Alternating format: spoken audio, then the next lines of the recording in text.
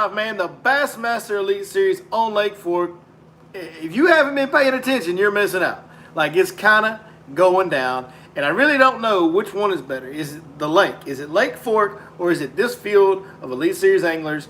We're going to talk about that tonight. We're going to talk about all the different techniques we saw come into play today and what we should see coming up over the next couple days. It's going to be just, we're going to break it down. We're going to talk about Lake Fork. We might do a little bit of this. We're going to have a good time tonight. Cheers, y'all. Welcome to Friday night, Lake Fork Bass. I don't know what to call it, but cheers, y'all. Let's have a good one.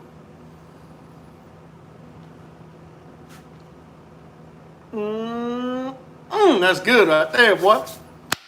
All right. It's going down. I'm so excited. Like, it's so much fun watching these guys fish on this lake. And it's really cool, man. Every time that these guys show up here, somebody, or several of them, a few of them to several of them usually, do something that totally opens my eyes. I should say, I love watching these guys come to a lake that I know so intimately, that I spend so much time on, because they always open my eyes to new ways and new ideas of fishing it. And that definitely happened today. We're going to get into that tonight. We're going to get into that tonight as well. Pardon me if I don't speak very clear. I'm a little wound up. Like, we having some fun tonight, and by golly, that was a fun day of fish catching and watching. That was just awesome. Awesome. So, hey, as you guys get in here tonight, do me a couple favors. Y'all know the drill if you've been here before. If you haven't, do me a favor. Go ahead, drop me a comment. Let me know who I'm talking to. Hit that thumbs up if you enjoy these live streams. And also, if you don't mind, share this. Get it out to as many people as we can. I don't even know how to do that, but you guys are smarter than me, so y'all can do that. Also, if you're new here, subscribe. Hit that bell, get them notifications so you never miss one of these stupid videos that I do. But I appreciate y'all watching them, even though it's stupidity. Anyways, let's say some hellos and how you doing to all the early comers. That'll give a few more of you guys time to get in here. But we want to say right now, we want to say hello to Chris Day, Justin Miner. What's up, Justin? Texas Air Gunner says he was in a boat with Jay Yellis today. That's awesome. That's a legend right there. Tom G, John Dendy, Billy Curley, Cedar Creek Freak, Michael Cobb, Blaine Wolf, Big John, Coosa River Fishing. Let's go. Dusty Newton, Gary Payne. Whoops, what'd I do there? I'm hitting buttons. Fat thumbing it. That's a pretty common occurrence right here. What do you think? Who do you think is on the winning pattern? Man, we're going to have a major weather change, so that's going to be very, very difficult. Very difficult to say what the winning pattern is going to be, because the weather has been really predominantly overcast the first 2 days. We're going to have a little more sun tomorrow. We're going to have a ton of sun and a lot more warmer weather on Sunday. Right now, for the guys that have made it through the top 50 cut, it's all about surviving tomorrow's cut and getting to day 4. Or what was it, top 50 they cut today? Yeah, I think it's top 50. Maybe it's 40. I don't know. I'm not really great at all this detail. I'm not a details guy. In case you haven't noticed, I'm a lot more of a brown water guy than a details guy. Like, that's just kind of my thing. I don't do details, so. But tomorrow's going to be all about survival, I think, to get to Sunday for some of them, especially for the guys that want to look at them. Like, the guys that want to see them and want to catch them on beds, Sunday is their day. Like, Austin Felix, if he survives tomorrow, is probably going to be pretty scary come Sunday, because the full moon's coming right as this tournament ends. There's going to be more fish go to the beds the next couple days. There's going to be more females join these males that they've been catching and releasing. Something to think about on these bedfish. These guys are catching that male off a bed. Then they're releasing him. He goes right back to that bed. They're not taking him to weigh in. They're releasing him. So that's a lot better chance for that male to get a female partner over the weekend, which is likely to start. We're likely to start seeing some bigger bedfish caught the closer and closer we get to that full moon. Now, if this tournament would have been held where these guys were fishing 2, 3, 4 days after the full moon, the bed fishing, there would have been a ton of big fish on beds. Man, I'm just kind of rambling and scattering. I had a plan about what we were going to talk about, and I started answering questions right away, and we got way off track. But that's okay. It's okay. We can do it. Like I said, we're not really detail-oriented around here. We just kind of make it up on the fly.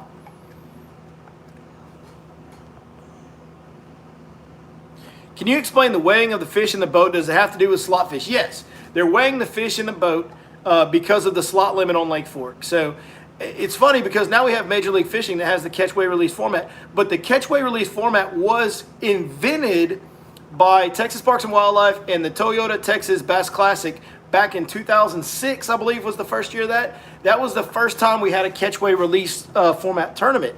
And the whole reason they did it was they took like the top 20 guys from BASS and the top 20 guys from FLW, and they did like 5 open invites, something along those lines, where that's how they came up with the field. And it was not an affiliated tournament with either tour, but they brought them together, okay, and they did catch-weigh release just so they could have a professional level event with professional level anglers on Lake Fork, because Lake Fork is so special.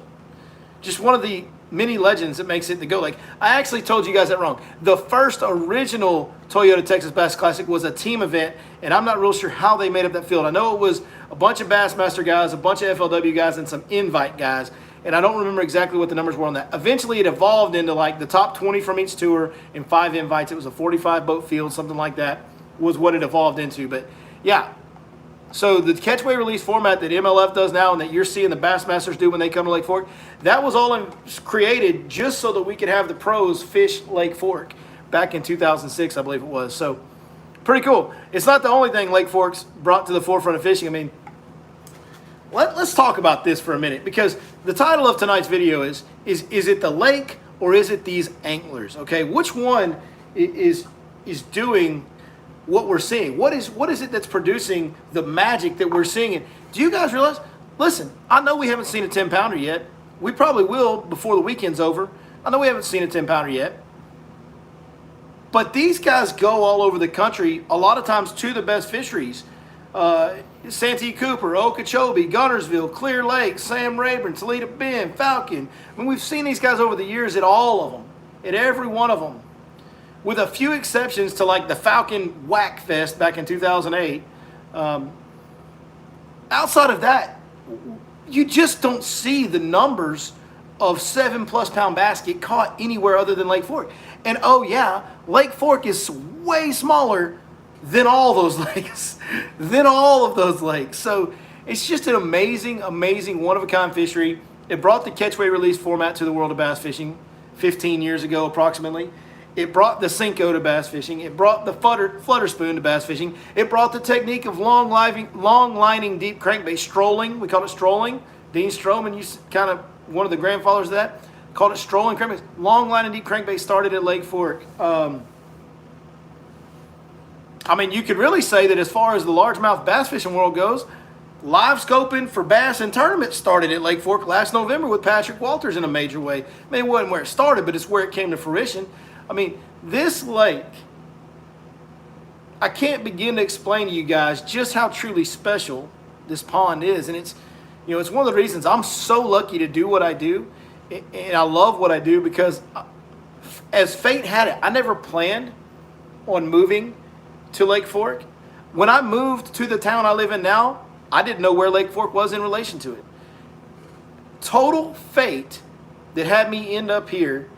And I just every day I'm so lucky to live here and have the opportunity to do something I'm truly passionate about, truly love to do. I never get tired of fishing, bass fishing anyway. I can keep them crappie, but I never get tired of bass fishing. And I live next to the greatest trophy bass lake that's ever existed. Like, I don't know how I got that lucky in life, and I've been figured out a way to make a living doing it. I don't know how I got that lucky in life. Just, I mean, Lord blesses you sometimes, and it's certainly been the biggest lucky break of my life, that's for sure. On that note, cheers, Lake Fork. Let's go. Now let's talk about the field of anglers that we're looking at tonight, because it blows my mind every time I see these guys fish here, because I do know the lake so well, and I have spent thousands and thousands of days on Lake Fork. I don't think there's any corner, crevice, cove, creek channel, creek arm, main lake point, like there's nothing in this lake that I haven't looked at some point, that I haven't made a cast at some point. I have fished the lake top to bottom, because again, it's not like Toledo Bend. Like, it's not that big of a fishery. I've fished all of it end to end and in between. So usually when I see these guys, I usually know where they are, and I know exactly what's under the water. Case in point, the biggest one that sticks out today is Brandon Card. Brandon Card's leading the event now. He was fishing a creek channel bend. It's a creek channel bend in the north end of Little Caney. It's one that I've thrown a jig in 1,000,000 times and caught a lot of really good fish in the winter and in the early pre-spawn, January, February timeframe. I've never even contemplated going to that creek bend and fishing it the way he did in April or May. That thought has never once crossed my mind. As well as I know the lake and as much as I see I've never seen anybody. I fished up there in Little Caney a lot in April, in March, in May. I've never seen anyone fish that creek bend this time of year. This happens every time these guys come. Last year, Patrick Walters figuring out how to catch the suspended timberfish in the fall was like mind-blowing to me. In 2019 in May, Brandon Cobb shows up and he's fishing a pattern that we all fish, that everybody knows, and he's fishing community holes, guys. He fished Wolf Creek Point. He fished the point on the island outside of Birch. Like, this is stuff that dang near every guide on the lake has in his rotation. But until Brandon Cobb showed up and threw a jerkbait in May, nobody did that. Nobody ever threw a jerkbait on those points in May until Brandon Cobb did it in 2019. These guys, I cannot explain to you how good they are and how much better they are than all of us that are sitting here talking. They are so much better than we are. Like, it's ridiculous how good they are at dialing this stuff in and thinking outside of the box and seeing things and just their experience on different bodies of water. And it's truly a blessing to get to see them on my home body of water. It's educational. I learn so much every time they come. Man, Taco Ito, and who doesn't love this guy? Did you guys see his interview at the weigh-in? I don't think I responded. Somebody texted me his interview clip from weigh-in. I don't think I responded to that person. I apologize for not responding to you. That was awesome. Thank you for sending that. Everybody loves Taco Ito. Bro, this sucker went out in the middle of Glade Bay, like the biggest, roundest, flattest spawning bay on the lake. And one of the best spawning bays on the lake for big fish. He pulls out in the middle of it, like the slap middle. Not kind of. The slap daggum middle of this bay in like 8 foot of water, 10 foot of water, and throws a wacky worm in 8 to 10 foot of water around the timber out in the middle. Do you know how many areas on Lake Fork of standing timber are in 8 to 10 foot of water? Like 1,000. I don't know. It's a bunch. But he picked the one in the biggest spawning bay and went out there and found fish that nobody else is even throwing at. No, them fish hanging out in that timber in the middle of Glade Bay, they have not seen a bait since they left the bank. I assure you. I'm in Glade Creek, Glade Bay almost every day this time of year. The way these guys figure this stuff out is just like, you know. And let's talk about that for a second, because Taco Ito, you know, he comes from Japan.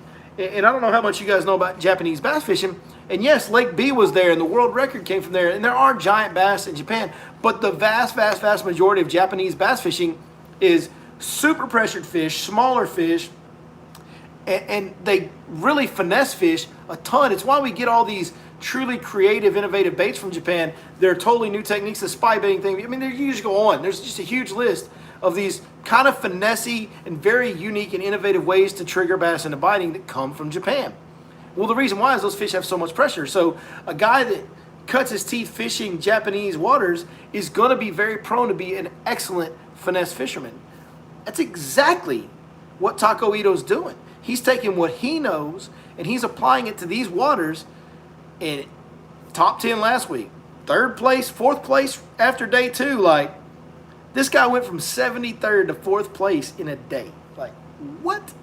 It's just, where else do you even see that other than Lake Fork? 73rd to 4th. Like, that's crazy. Just an unbelievable day to be a fan of bass fishing and a fan of Lake Fork. And I said this in the preview video, but like, if you weren't a fan of Lake Fork before, if you're watching this coverage and you're not a fan of Lake Fork now, I don't know what to tell you. I don't know what to do for you. It's crazy. And a fan of the Bassmaster Elite Series. These guys are killing it. Killing it. It's awesome. Questions are coming in hot and heavy, man. Let's see what's up. Texas Air Gunner says, casting is the biggest difference between us and them. I totally disagree. I think some of the experiences from different bodies of water and the decisions they make where they relate experiences other places to their new lakes they're on that day, their decision making is the biggest difference, and their creativity. But the casting is a big difference. But like, I fish full time. I'm a pretty good caster now. Like, not that I'm the best or tour level or anything like those guys, but like, you get like a weekend angler in my boat and they're going to be blown away at me the way I can cast just because I do it every day. These guys are better than me, but like, the casting is not the biggest difference between Brandon Card and me. Him figuring out how to fish that creek channel when I would have never ever thought about it, that's the biggest difference between Brandon Card and me.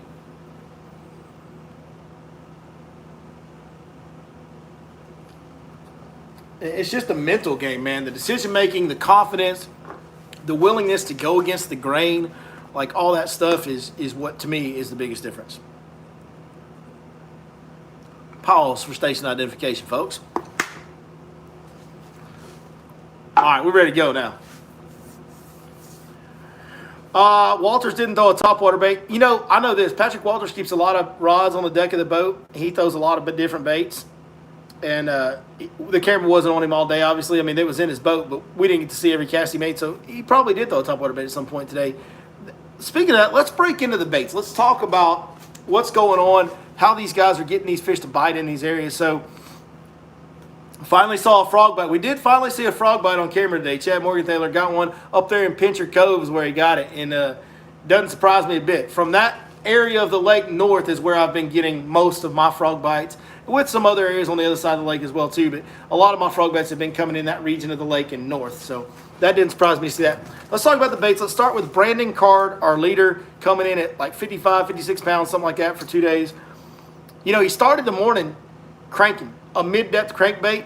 And if you guys watch the channel enough, you'll know that my favorite, and I talk about this all the time, my very favorite deep crankbait color is citrus shad. And that's because I can throw it in any water color, any water condition, on any lake I go to, and I'll get bit on it. I have confidence, so much confidence. Keith Combs loves chartreuse blueback, and there's certainly nothing wrong with that, and I do throw that at times.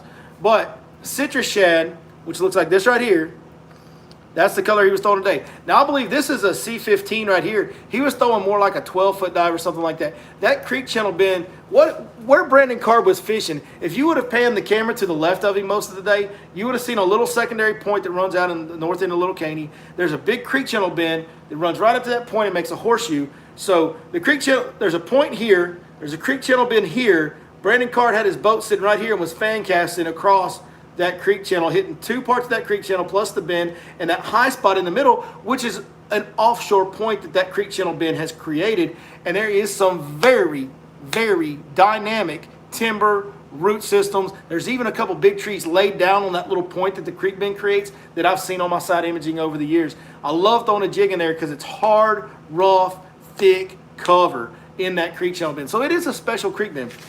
But anyway, he started cranking that medium diving crankbait, and the bottom of that creek channel is about 12, 13 foot deep. The top side is like 8 to 10. So he's throwing that medium diving crankbait in there, and he was getting them to go. And then during the day, he saw a couple fish surface. And he picked up a suspending jerkbait. He threw a shallow suspending jerkbait as well as a deep suspending jerkbait. Looks something like this right here. This, by the way, this is a C15, but he was throwing like the equivalent of he was throwing something like the 6 Sense Fishing Cloud 9 C12. That's about what he was throwing in citrus shad. The jerkbait he was throwing was very similar to the Provoke 106X jerkbait. He also had a deeper diving jerkbait as well that he was throwing, but it was a shad pattern similar to this. And then the other thing, did I grab it? Hold on, let me grab it real quick. Hold on, just 1 second. The other thing that we saw Brandon Card really dial in on, and really towards the latter part of his day when he really was culling and upping his size, what we really saw Brandon Card focus in on was a swim bait on a jig head. And we talked about this swim bait on a jig head. We talked about this in the preview, man. And it was very, I don't know what bait he was throwing. It looked identical to this 6 Sense whale right here in a white color. I mean, the bait he was throwing looked exactly like this. That's exactly what it looked like on camera. Have no idea. There could be any swim bait. This is the 6 Sense whale. I love this swim bait. I have a ton of faith in this swim bait. By the way, all these baits I just mentioned, the medium crankbait, the C12, Cloud 9 series, the Provoke 106X jerkbait. This is a 6 cents Divine swim bait jig head and the 6 cents whale swim bait. You can find all of these things at 6centsfishing.com. If you order anything there, be sure you use the code Your Lake Fork Guide. You'll get a 10% discount on all orders. But the swim bait deal, he really got that going. And he was the only guy we saw throwing a jig head swim bait today. He was the only guy we saw fishing a creek bend in that depth range, in that medium depth range. It was awesome. It was awesome to watch. It was very unique. It was very eye-opening. It was my number one learning point of the day, was seeing Brandon Carr do that. Now, Taco Ito, which our buddy, our now good friend Dave Mercer, right? Because I love this guy, dude. I've been texting back and forth with Dave Mercer like pretty much all week. And he actually has given me a few shout-outs on the live coverage. Let me tell you guys something right now. And yes, he's given me nicknames. This is one of the coolest things that ever happened in my life. And that may say more about my life than anything. This is one of the coolest things that ever happened in my life for me. This is a big deal. Dave Mercer has given me a nickname. The Bassmaster MC has now adorned me with a nickname. He's calling me Billy Lawless, which is great. Kind of fits too. If we're keeping it real, it's accurate. You nailed it, Mercer. You got me on that one. But anyway, he's calling me Billy Lawless. But B, huge honor just to get a nickname from Mercer, because he's the nickname guy on the Bassmaster Tour. He gives everybody their nickname. To have anybody reference me during live coverage on a Bassmaster event is one of the absolute coolest things that has ever happened to me in my life. Like, I know it's like probably not a big deal to some people. It's probably not as big a deal as I'm thinking it is. But for me, it's a huge deal. I would have never in my wildest dreams thought that my name would be mentioned on Bassmaster coverage in any kind of way. So, Mercer, if you're seeing this after the fact, I know you're not in here live because you've been texting me while I'm live, but I really sincerely appreciate your friendship over the phone, and I really, really sincerely appreciate you doing that, man. It means a lot to me. It's really, really, really cool. Really, really cool. So, pretty big deal in my book. I see a low ballers reference. That right? You own the low ball, man.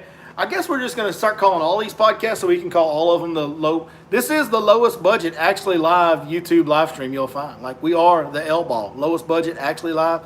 We the low ballers. Y'all the low ballers. We all low ballers together, baby. Let's go. Taco Ito, the most entertaining guy to watch it weigh in, hands down. He's wacky worming. If Zach Watts was listening right now, he'd be just fist pumping, clapping hands, getting all kinds of excited. He's wacky worming. I believe the worm he's throwing is a Berkeley Flick Shake, maybe. But it's just, it's a straight tail finesse worm. This is the 6 cents Divine shaky head worm. He's wacky rigging a worm similar to this. My buddy Zach Watts is extremely adept, very, very good at throwing the wacky worm. And he has caught a ton of giants this time of year. Several in my boat with me. Double-digit class fish on a wacky worm. And this finesse fishing expert from Japan, Taco Ito, has absolutely dialed in on that. He's throwing it in different areas, and he's killing it on the wacky worm. And he caught 3 fish over 8 pounds. He caught 3 8-pounders today. That's pretty special. Did y'all? Well, y'all saw it because it's the thumbnail. When he's culling one over for the other, like what? It's very similar to the Brandon Cobb picture from 2019. Of course, Brandon Cobb was culling an 8 and putting an 11 in the live well, so a little different, but a very similar looking picture to the Brandon Cobb picture, which is one of the most iconic images over the last 10 years from the Bassmaster Tour, is Brandon Cobb holding up the 11 and the 8-pounder. And Taco Ito has an image now that is very, very similar. So, finesse expert from finesse area, Japan, where they do a lot of that, and they're probably the best in the world at it over there in Japan overall, and he's killing it doing what he knows how to do.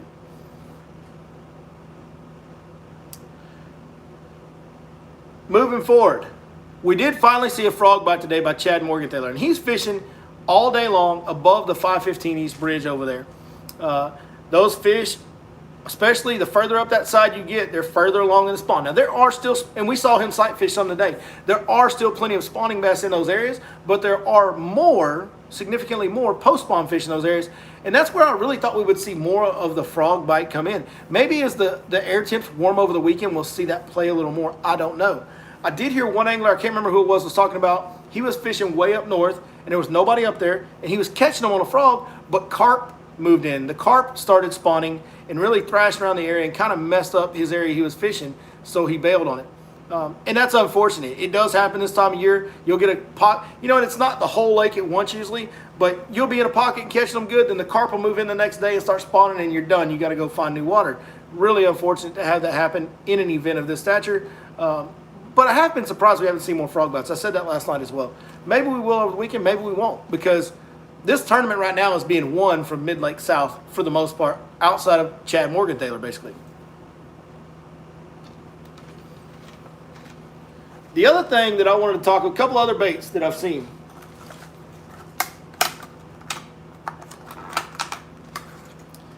Pull this one out for you.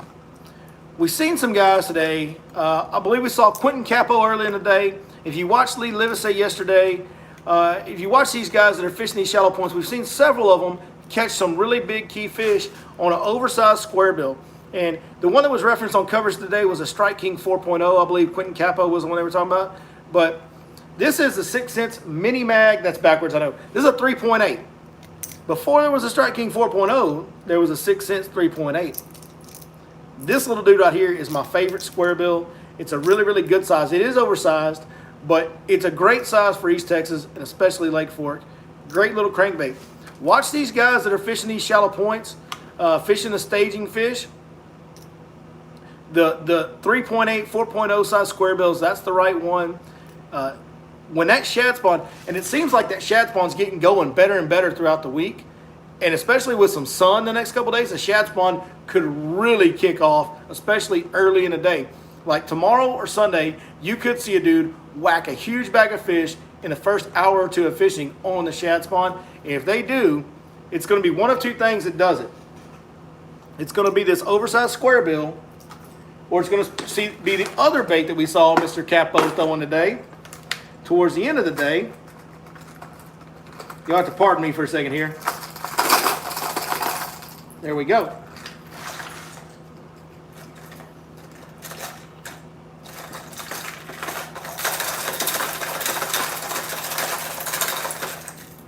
That's the only professional way to unhook your treble hook baits. Topwater walking bait. Especially you get the right amount of wind on those shallow shell beds and points. This is the Catwalk from 6 Cents Fishing. This is the big Mag Dog. This is a big, big bait. Hold on, I got a hook in my hand. See that size difference there? Big, giant bait right here. Show you all that up against my, I don't have real small hands. I got fairly big hands. And as y'all can see, that is a big, big, big bait right there. But that topwater walking bait, when they get going on that, it gets like stupid when they start biting that. And the square bill too, for that matter. Square bill too, for that matter. But that topwater walking bait, I can't explain to you the way they, when they start grouping up on those shallow points on the shad spawn and they start feeding on that oversized topwater bait, it's like the velocity at which they hit that thing is unbelievable. And it's almost a deal where the catch, weigh, and release format works against you, because when they start biting that topwater bait on a shallow point, with customers, it's great. Like if you have customers that can walk the dog with one of those and some chop, it's like the faster you can get the bait back in there, the faster you can get another bite. Boom, boom, boom. So when these guys are catching a fish and having to stop, weigh him, sign off before they make another cast, a lot of times I'm in the, like I was watching Quentin Capo today, and he caught that one that was like a 6-pounder, but it's real skinny. And they took the time to weigh it, sign a sheet. Then he's like laying it down, trying to make it be an over so he can take it to weigh in. And I'm like yelling at my screen going, stop measuring that fish. Throw back in there and catch another one. Hurry up, hurry up. Like I'm yelling at Quentin Capo, who's big enough to eat me, by the way. He's a huge man. Probably shouldn't be yelling at that dude of everybody. Have y'all seen him like work out much, bro? Jeez. If you ever see that dude in person, he's like this wide. And there's no fat on the man. He's huge. He's ripped. He's huge. He's a very intimidating dude. Anyway, sorry, Quentin. Don't mean to yell at you. Big fan, bro. Please don't beat me up. I was yelling at my TV at Quentin Capo to try to encourage him to hurry up and make another cast. because I've seen that shallow shell bed deal go down on that top water, and it literally is the faster you throw it in there, the faster you catch another one when they get going on that. It's crazy action on that shad spawn.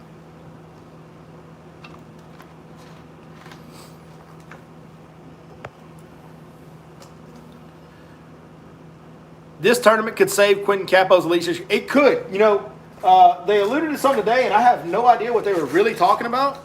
But they said that. Sorry, my OCD is kicking in. One of my boxes out of order here. I got to fix it. It's going to drive me crazy. Give me just a second. My inner Aaron Martins is coming out. My tackle box has to be in order. I'm going to be all monkeyed up, and I won't be able to think straight. By the way, I'm really glad to be pulling this box out and getting it ready. This is my topwater box. I got lots of topwaters in here. See that? When that box comes out, it's going to be fun for a while, boys. I'm just telling you. Yeah, so Quentin Capo, they alluded to it on the covers today. They said that, you know, he's been dealing with a lot off the water, which, if you guys know me and follow me, I feel you, dog. Like, I feel you there. But he's been saying, you know, the guy you're seeing fit, I'm better than this. I'm a better fisherman than this. And he's had a really tough start to the year. And there's going to be cuts at the end of the year where some guys aren't going to come back to the Elite Series next year. And he was in danger of potentially becoming one of those guys. And this tournament, you're right, could save his career. If he keeps going and has a really high finish, this could be the one event that keeps him on the Elite Series for next year. And it could save his career. You're absolutely right when you said it. Thoughts on Zaldane? Well, here's my thoughts on that. And this is what I said in the beginning. I said this in the preview video. I said it last night. I'll say it again.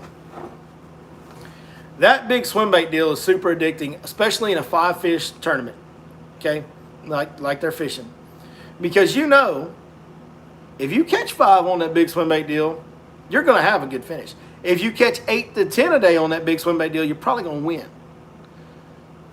The problem is on Lake Fork, those fish see a lot of big swim baits. It has become probably the most single popular thing to do throughout the spring is to get on a shallow windblown point and throw a big bait.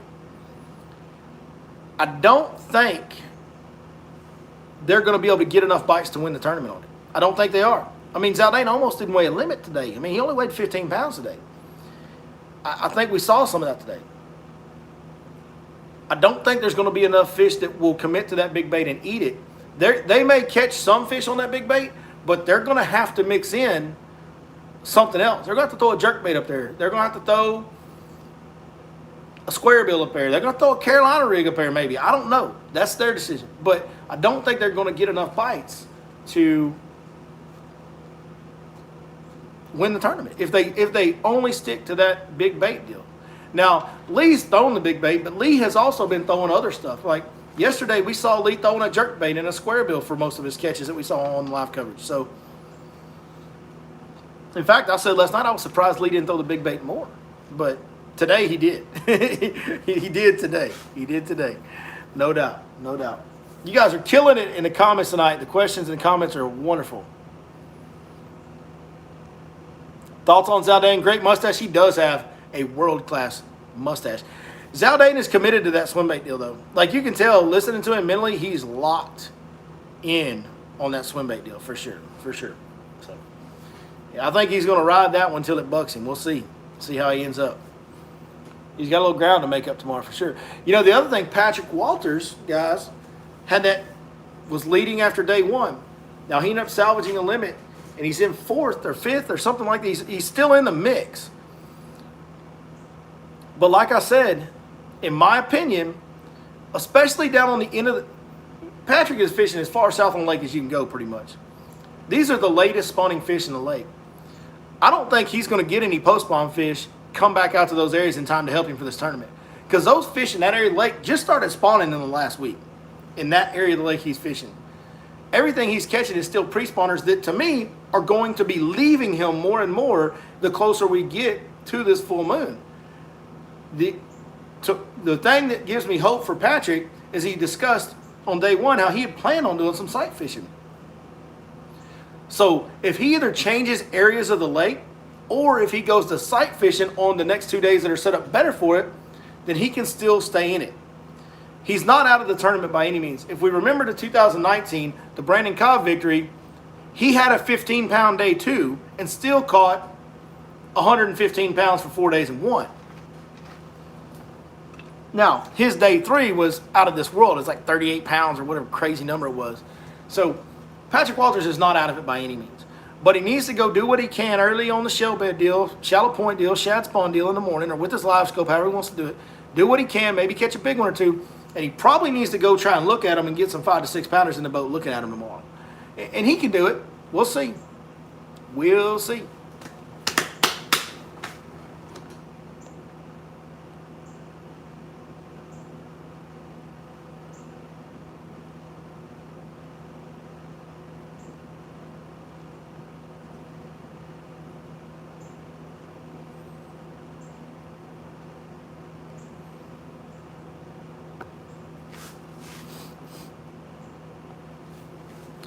North wind tomorrow. Zaldane and Livesey are on the deal. They're going to shine tomorrow. They know the lake. They know the points to hit. Yeah, I mean, they do. But them points have been getting hit by every guy on the lake. And in my experience, them shallow point fish tend to bite better on a south wind than they do a north wind. There's more points that set up right for it. I don't like fishing them as much in a north wind myself. That could just be me and my suckiness, but I don't think that deal is going to get better for them tomorrow. I don't think it is. Maybe it will. Maybe it will.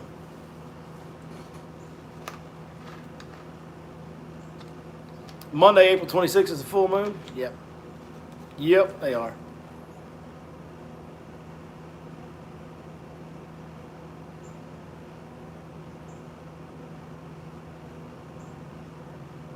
Kick Mike Walden off this group. His brother Joe Walden's trying to get me to kick him off. That's nothing. I wouldn't expect anything else from brothers. Now Mike Walden's flipping him off in the chat. Let's go. A little sibling rivalry in the chat tonight. I love it. I love it. Oh, man. What else y'all want to talk about? Hey, by the way, we're going to go live on Facebook as well. When we're done here, if you guys want to talk some more, I'm probably going to talk about a lot of the same stuff on Facebook because there'll be new viewers. But we'll talk about whatever you guys ask about. And if you guys want to hang out with me a little bit longer on the live stream when we're done here, transition over to the Billy Lawson Lake Fork Guide Facebook page. We'll be live there as well. So lots and lots of coverage tonight. Sight fishing coming back in play starting tomorrow, so it ain't finished. Absolutely. Absolutely. I agree. More sunshine, warmer weather. Full moon on Monday night. There's going to be more big fish starting to show up, and the fish that are there are going to lock on better. Yeah. I'm telling you, Austin Felix is dangerous now. He's still dangerous.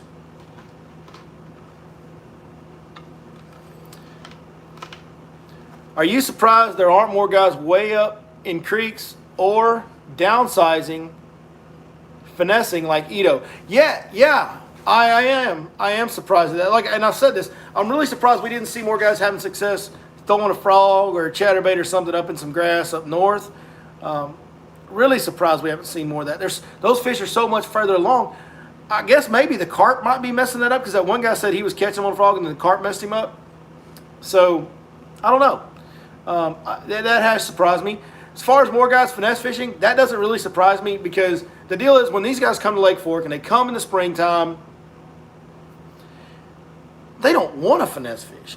And finesse fishing has the stigma of you're going to catch smaller fish. And on Lake Fork, in an elite series type event, if you want to win, you do not want to be downsizing and finesse fishing as far as the book says. So the fact that this guy who's a specialist at it, who's really good at it, is having success doesn't surprise me because I know these pressure fish on Lake Fork, a lot of the big ones will bite finesse stuff. I mean, guys like Zach Hughes, Eric Wright, all the tournament guys, all the guys that have become guys that had huge tournament success, they're all big proponents of drop shots and wacky worms and finesse stuff because of that.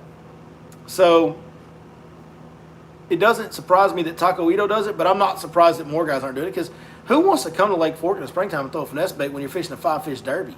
Like, we need to catch some bigs, dog. We trying to throw a a swim bait, and a big square bill, and a big topwater. We're going to look at them on beds and find the 5 biggest we can on beds. Like, that's just what you do on Lake Fork.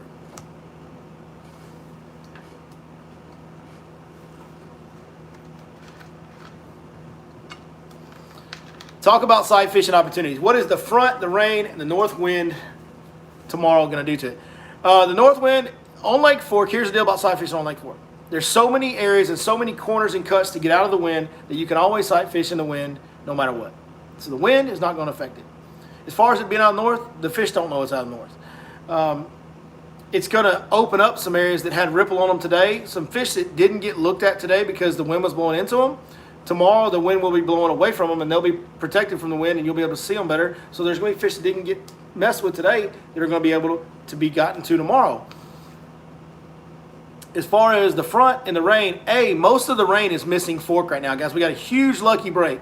Most of this storm is going to miss Fork. It's kind of spreading around my house and Lake Fork, and we're really not getting. They're forecasting up to 1.25 inches of rain in a couple hours. Now that would have been bad. That would have done some stuff. But right now they're actually forecasting around 1/4 to 1/3 of an inch total rainfall tonight.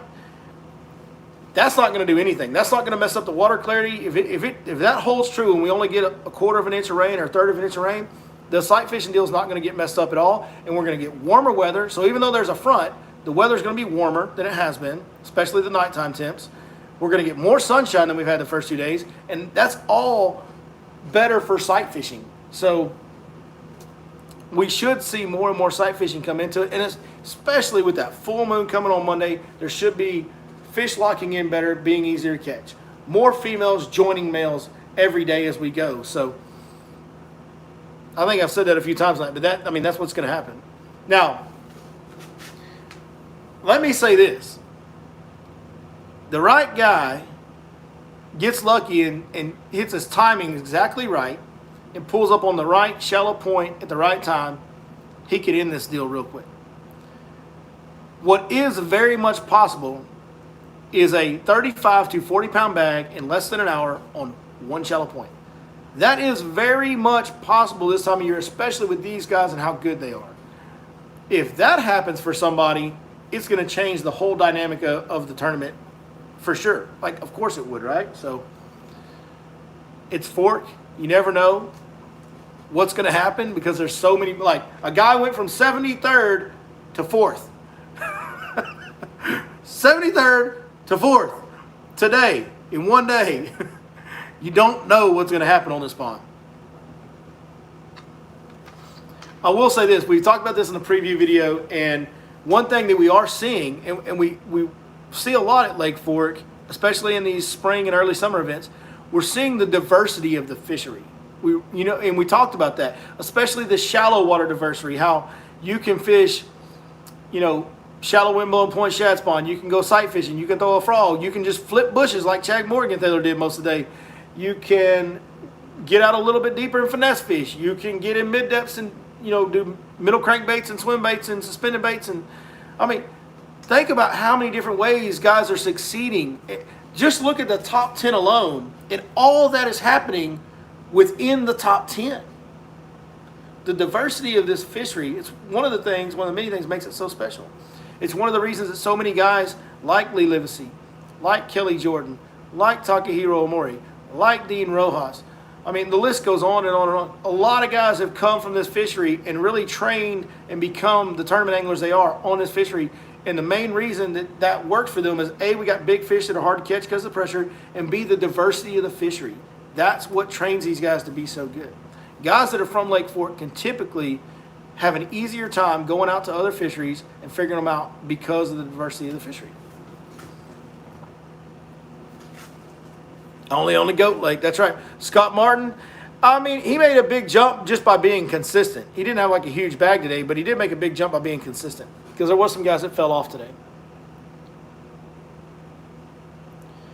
If I was in it and fishing tomorrow, what would my plan be? My plan would be shad spawn for the first couple hours and then try to look at them.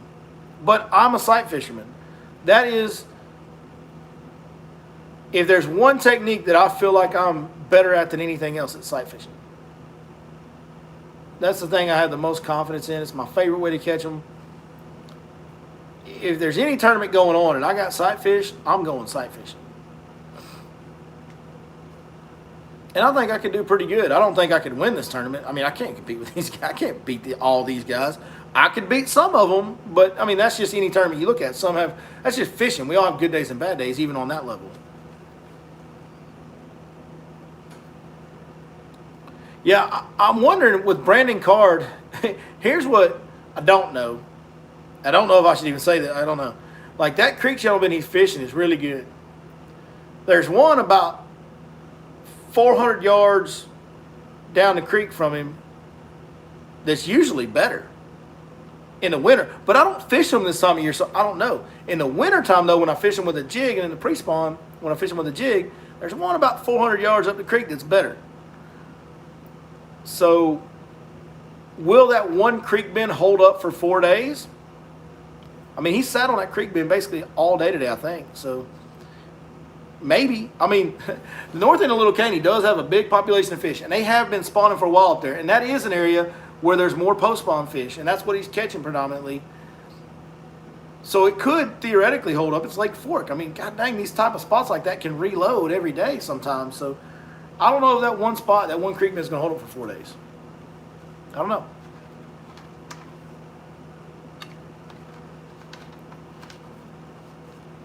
What do y'all think? Y'all think it's going to hold up? Maybe he knows about the other. I mean, well, this one, the difference is this one, there's a point right here. Like there's a point, and the creek bend swings up next to the point. The other one, there's no point. It's just kind of a bank line, and the creek bend kind of comes next to the bank and then comes out and swings out in the middle. So it swings out towards the middle and makes the bend. And it's special because all the creek bends that are special, this is what makes them special. They have the steepest drop-off, the sharpest bluff wall on the outside bends, all that stuff. They have that steep, they're not silted in and rounded off edges. They're sharp drops. And then they have very dynamic cover through the standing timber. Then the root systems are exposed at the bottom. And a lot of the best ones have some old trees that have fallen down or laid down in there as well. The one Brandon Card's fishing has that. The one up the creek arm has that as well. And for whatever reason, that one up the creek arm, for me, has always been better.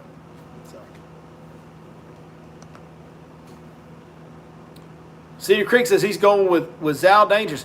Man, I mean, if he gets the bites, yeah, he's going to win. I just don't know that he's going to get the bites. And I honestly make a call one way or the other, gun to my head. I don't think he's going to get enough bites to win it. I don't think he will. It's wide open right now. That's one thing I know. Like, I could see it going to anybody in the top 10. Crown Black and Coke Zero going down right here. Cheers! Cheers, y'all. It's a Friday night. We're talking Bassmasters on Lake Fork. It's pretty good.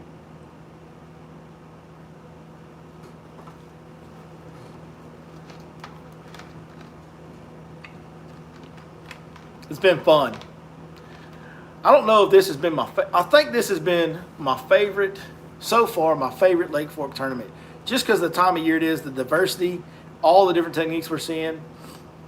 The Walters one was fun because he blew it out, and it was like such a new thing with the live scope and the suspended fishing timber. But outside of Patrick Walters, the rest of that tournament was somewhat pedestrian, other than maybe the Rick Clun 30-pound day was really special. But the Brandon Cobb one was a good. I mean, all the events at Fork are great because they all go over 100. Anytime you hit the Century Club for the winter, it's an awesome event, right? The only one that I would say could be better than this one right now is the TTBC in 2014 with Keith Combs. Broke every tournament fishing record because he caught 110 pounds in 3 days, not 4. 3 days, not 4. So that one was truly special. That was probably my favorite Fork tournament just because of how amazing the fish catching was. But other than that, this is, I think, my favorite Fork professional level tournament I've seen. Am I going to the weigh-in? I will be at weigh-in tomorrow. I will be on the water filming Sunday, not fishing, just filming the guys and breaking down the areas they've been fishing and do a really in-depth breakdown of and show you guys with the camera kind of what they're fishing, show you some inside information to the best of my abilities. I'll be filming that on Sunday. I'll be at the weigh-in on Sunday. So, yeah, I'll be at the next 2 weigh-ins.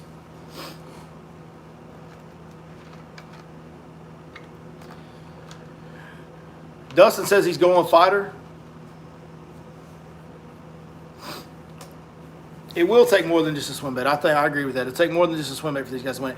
As far as picks go in the top 10, the most consistent guy so far is Brandon Card and Quentin Capo. Quentin Capo's been, he got 28 and 27 or something like that, 28 and 26, something like that. He's been really, Quentin Capo's been the most consistent guy. Here's what else I saw Quentin Capo do today. He ran all over the pond. He ran all over the pond today, right? Like, and he fished like that one where he got that top water going towards the end of his day. That's not a place that a lot of people fish. There's not like an obvious point that stands out on the map. There is a shell bed there, but it's kind of just a flat, nondescript bank line right there with some shell bed mixed in and a seawall on it. It's not anything that stands out that's like one of the more popular areas on the lake to fish that pattern on. And I saw him fish so many different areas all over the lake, like all over the lake. That's how you're supposed to fish that pattern. That is a run and gun pattern. You run the one, you make 10 casts, boom, you're gone. You move to the next one. You run the one, you make 5, 10 casts, you move to the next one. Because when they're there and they bite, like if you want to hit that home run where it goes, boom, 5-pounder, boom, 8-pounder, boom, 7-pounder, boom, 9-pounder. Like if you want to hit that, you have to keep running them until you hit your timing right, and you have to cover a ton of them. And to me, he did the very best job of fishing that pattern the way it's supposed to be fished to be successful on it. So I know Quentin Capo's been way down so far this year, but he has the most consistent weights, and he's fishing that pattern the best out of anybody I've seen fish. So I'm kind of liking what Quentin Capo's doing. Now this weather and the change in wind direction could mess him up, because if he doesn't have stuff that sets up for that north wind, that could be a problem for him. We'll just have to wait and see. But he's been consistent, really consistent. Also, dude, I mean, Patrick Walters, I know I'm like the #1 fanboy of Patrick Walters. I get it. Brandon Cobb in 2019 did the same thing. Big bag on day 1, 15-pound bag on day 2. Then he went on to win the tournament by like 13 pounds. So it's still there for Patrick Walters. He's going to have to make some changes tomorrow, no doubt about it. We'll see. He might very well do it. If anybody can do it, it's young Patrick Walters.